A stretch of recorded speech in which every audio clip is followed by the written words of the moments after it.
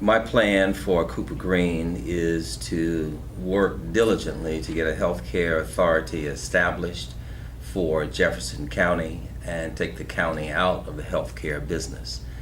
The current county commission was presented this proposal more than 3 years ago, and they rejected it. Now they're coming full circle back to that very same point, and that issue is now being raised again, and I believe it will be successful this time to establish a healthcare authority.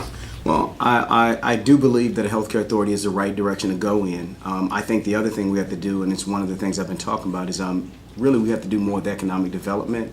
The reason why is because we need more money to be able to put extra facilities out there. Even with the healthcare authority, we have to think about how we address the needs. That's bringing things to the community, possibly with some mobile clinics or setting things up in that direction. Obviously, you mentioned the fact that we only have one working contract with UAB, but we need to make sure that we do what the county's diligence is to get with the other hospitals and make sure we work out those contracts so that they, obviously we've seen that they've had a rise in the emergency room patients. And so we need to make sure that we address those things too, because the county has to take care of its business, but also putting things, like I said, in the community and doing other things so we can help to pull some of the pressure off of the lack of the full service Cooper Green. The first thing is we need to evaluate the model that the county is currently using. Now, I don't think anyone disputes that. That model needs to be evaluated.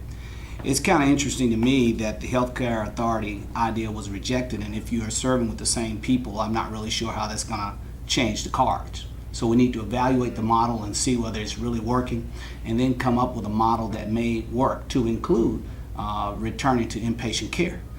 It just depends on what our problem really was, the loss of the occupational tax, which was used to supplement the budget from the sales tax, the liquor tax, and the other taxes that were actually dedicated to running the hospital.